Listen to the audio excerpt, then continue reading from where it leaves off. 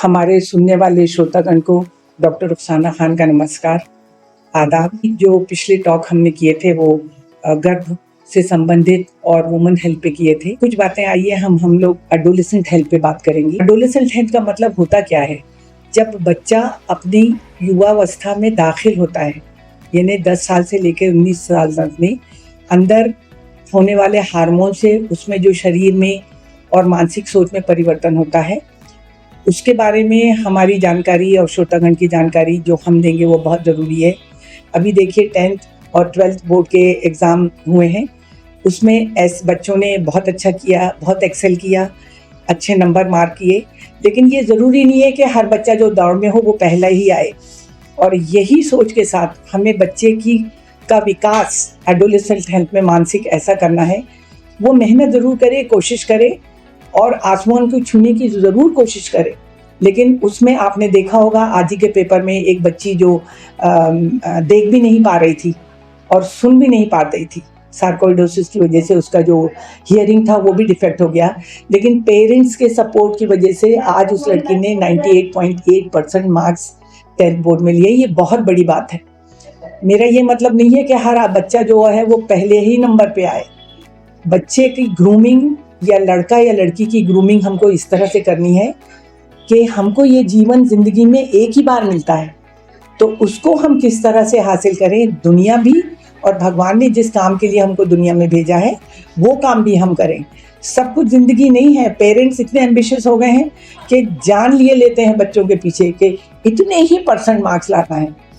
अच्छे से पढ़े, चीज़ों को समझे, और साथ ही साथ हमारी सोसाइटी के लिए क्या रिस्पॉन्सिबिलिटी है। और अगर बच्चे की कोई एम्बिशन पूरी नहीं होती है तो उसमें हताश होने की ज़रूरत नहीं है। It's always an another time, there is always an another time. आप दूसरे नंबर के लिए कोशिश करिए, मेहनत करिए, हताश होने की ज़रूरत नहीं है। बहुत से पेरेंट्स को हमने देखा है कि वो एक्सपेक्टेशन बच्चे से कर लेते हैं और फिर जब उनका बच्चा उस एक्सपेक्टेशन पे नहीं उतरता है तो वो ड्रास्टिक इफेक्ट ले लेता है। अभी हमारे यहाँ हॉस्पिटल में 2 केस ऐसे हुए हैं कि पढ़ाई पे लेकर और छोटे छोटे सामानों को लेके पेरेंट्स में बच्चों में झगड़ा हुआ, भाई बहनों में झगड़ा हुआ, और उन्होंने मारे गुस्से के वो एसिड वहाँ रखा था, वो भाई के ऊपर भी फेंक दिया और खुद भी पी ली। अब जब उन्होंने खुद पी लिया, उनको उस वक्त तो गुस्से में समझ में नहीं आया। ये हमको बच्चों को सिखाना है कि अपने ऊपर संयम कैसे रखना है, कंट्रोल कैसे करना है, क्योंकि ये जो परिवर्तन बच्चे में आता है, हर बच्चे में गुस्सा और गम डेवलप होना हार्मोन्स की वजह से अनिवार्य है। हमको सिर्फ ऐसा माहौल बच्चों को देना है, उनको इस तरह से समझाना है कि वो इस तरह का ड्रास्टिक इफेक्ट कोई भी असर ना ले। कुछ मारे गुस्से के अम्मा ने डांट दिया कि इतने नंबर क्यों आए, या हम तुमको मोबाइल नहीं दिलाएंगे, तो ली चली खड़ी हूँ, ये फांसी लगा ली। ये कोई बात होती है? ये कोई बात नहीं है। ऐसा क्या आपकी ज़िंदगी में हो गया है कि अगर एक दिन मोबाइल नहीं मिलेगा तो आपकी ज़िंदगी बदल जाएगी? तो मेरा कहने का ये मतलब है कि ताली दोनों हाथ से बजती है। अगर बच्चे की एक्सपेक्टेशंस है और माँ बाप उस तरह से नहीं है, तो फिर वो ऐसा माहौल बनाएं कि बच्चे को ये समझा सकें कि why this is not possible this time, we will do it next time. इतना सब्र तो उस बच्चे में आना ही चाहिए। तो ये कहलाती है एडोलेसेंट ग्रूमिंग, कि हमको बच्चे को ये सिखाना है कि उसको डिसिप्लिन में कैसे रहना है, और कोई चीज़ की चाहत होने और ना होने पे बुरा लगता है। We all are human beings. ये कोई ऐसा बिहेवियर नहीं है कि आप ही के बच्चे में अब नॉर्मल हो रहा है, लेकिन हताश होने के बाद हमको उसमें रिट्रोस्पेक्टिव, पीछे हमें सोचना पड़ेगा हमने कहाँ गलती की और हमें और क्या इम्प्रूवमेंट करने की ज़रूरत है। तो बच्चों से और पेरेंट्स से मेरी यही गुजारिश है कि मेंटल हेल्थ पे बच्चे की बहुत ध्यान दें। अगर बच्चा शुरू से हर चीज़ के लिए बहुत ज़िद कर रहा है, हर चीज़ के लिए बहुत डिमांड करता है और ना मिलने पर उसका एबनॉर्मल बिहेवियर होता है। एबनॉर्मल बिहेवियर का मतलब ये होता है कि ज़रूरत से ज़्यादा चीज़ों को तोड़ फोड़ करना, मारपीट की धमकी देना, या ये बताना कि हमको ये नहीं मिला तो हम सुसाइड कर लेंगे या हम घर से भाग जाएंगे। तो इस तरह का बिहेवियर जो है ये बच्चे का नॉर्मल नहीं है। पेरेंट्स को इस बात का बहुत ध्यान देना चाहिए। अरे वो तो ऐसा ही है करके हम टाल नहीं सकते, क्योंकि इस तरह के बच्चे फिर आगे जाके समाज के लिए एक बहुत बड़ा क्वेश्चन मार्क हो जाते हैं और वो समाज में अनफिट हो जाते हैं। बच्चों को डरपोक और निडर नहीं बताना है, अपनी बात समझाने का सलीका समझाना है कि हमको अपनी बात किस तरह से करनी है, हम किस सर्कमस्टेंसेस में जी रहे हैं, हम उनके लिए क्या कर सकते हैं। अगर ये पेरेंट्स ये छोटी छोटी बातों का शुरू से ध्यान देंगे तो बच्चों में ये जिद का जो मादा है ये कम होगा। टीनेजर्स में इतनी ज़्यादा एम्बिशन है छोटी छोटी सी उम्र में, कुछ तो पेरेंट्स की भी गलती है। हमारे ज़माने में हम भी पले हैं, बड़े हैं, हमको याद नहीं कि हमने कभी अपने माँ बाप से इस तरह से जिद की हो कि अब हम इतने बड़े हो गए हैं तो आप हमको ये दिला दीजिए। सही है, वो ज़माना भी नहीं है, लेकिन ये भी ज़रूरी नहीं है कि उसके मुंह से एक बात निकली और आपने लाके 10 चीज़ें उसके लिए रख दी।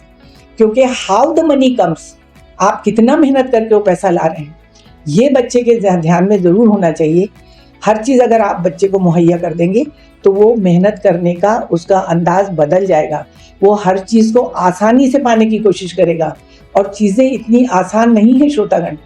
हम बहुत मेहनत करने के बाद इस हद तक पहुँचे हैं, उसमें हमने बहुत से सैक्रिफाइसेस किए हैं। कहीं पार्टी में नहीं जाना, हर चीज़ को, अब तो एक फैशन हो गया है हर जगह, हर पार्टी के लिए आपको नया ड्रेस चाहिए, हर पार्टी के लिए आपको नए शूज़ चाहिए। तो मेरा मतलब ये है कि आप भी ये सोचिए कि हम कहाँ जा रहे हैं और हम बच्चों को दे क्या रहे हैं। तो मेरा इस टॉपिक का शुरू करने का मतलब ही ये था कि एक मानसिक विकास एडोलेसेंट हेल्थ में जो बच्चे का होना चाहिए, उसमें पेरेंट्स की भागीदारी बहुत मायने रखती है। और हमें अपना बच्चा राष्ट्र के लिए कैसे बनाना है ये पेरेंट्स को सोचना है। और हर चीज़ नंबर 1 दुनिया में नहीं होती है, लेकिन बहुत से ऑप्शन दुनिया में है कि आदमी जी सकता है, बशर्ते ये कि a sense of self content is very necessary. हर वक्त अगर बच्चे में ये ख्वाहिश रहेगी कि मैं ये भी ले लूँ, वो भी ले लूँ, ये भी मेरे पास होना चाहिए, वो भी होना चाहिए, तो इस तरह ज़िंदगियाँ नहीं गुजरती। और डिस्पैरिटी लाइफ में बहुत ज़्यादा है, कोई बहुत गरीब है, कोई मीडियोकर है, कोई बहुत अमीर है। छोटागण, हमें ये समझने की ज़रूरत है कि हम किस माहौल में हैं और हम बच्चे को क्या बेस्ट दे सकते हैं। और उसका सबसे ज़्यादा तरीका ये है कि बच्चे को समय दीजिए। बेस्ट प्रेजेंट या बेस्ट उपहार आपके बच्चे के लिए ये होगा कि आप बच्चे को समय दें। जिस वक्त वो उदास हो रहा है, जिस वक्त वो नाराज़ हो रहा है, छोड़ दीजिए सब काम, 1-2 घंटा अपने बच्चे के साथ बैठिए, उसकी सोच बदल जाएगी। चीज़ें एक दिन में करने से नहीं होती हैं। और हर वक्त ये एहसान कि अगर हम तो कमाएंगे नहीं तो तुम्हारा क्या होगा, तो ऐसे तो दुनिया नहीं चलेगी। फिर बच्चा वो अपने आप जो बात को सही समझेगा वो उसको अपना लेगा। इसलिए पेरेंट्स के लिए मेरी बहुत गुजारिश ये है कि अपने बच्चों के मानसिक विकास पर, उसकी सोसाइटी में होने वाले बिहेवियर पर समय दीजिए। समय is the best time to change the personality. With all my good wishes to my listeners, आप इसको समझिए, सोचिए। और कोई बात नहीं है, अगर सेकेंड डिवीज़न भी बच्चे में आया है, अगली बार वो मेहनत करेगा। तो मेरा ये कहने का मतलब है कि आप उस चीज़ को कैसा ले रहे हैं, बच्चा उसी की तरह से रिएक्ट करता है। कई दफ़ा बच्चों का डिवीज़न नहीं आता है तो घर से भाग जाते हैं, तो इनको अवॉइड करने के लिए बहुत ज़रूरी है। बाकी एडोलेसेंट एज में लड़कों में होने वाले परिवर्तन, लड़कियों में होने वाली परेशानियां, ये हम नेक्स्ट टॉपिक में डिस्कस करेंगे। आज के लिए मैं सोचती हूँ इतना ही काफ़ी है। स्टे फिट, और पेरेंट्स इस बात पे बहुत ध्यान। मसला ये हो गया है कि माँ भी कमा रही है, बाप भी कमा रहा है, और हम समझते हैं कि घर का माहौल बदल जाए। बुजुर्गों को हम साथ रखते नहीं हैं। नहीं तो पहले ये होता था कि अगर माँ बाप नहीं भी है तो कम से कम दादा दादी और नाना नानी के साथ भी अगर बच्चे रहते थे तो उनका वो एक इमोशनल बॉन्डिंग और वे ऑफ थिंकिंग चेंज हो जाती है। आप बच्चे के साथ 15-20 मिनट, आधा घंटा सिर्फ लेट के उसका सर सहलाइए, आप देखिए कितना फ़र्क पड़ता है। ये चीज़ें हम ये डिजिटल वर्ल्ड में मिस कर रहे हैं, इसको ध्यान दीजिए। और अगर कोई इस बात में किसी में भी इस तरह की प्रैक्टिस करने से परिवर्तन आता है तो अपने एक्सपीरियंस को शेयर करिए, हमें बहुत अच्छा लगेगा। Stay fit, stay good. नमस्कार।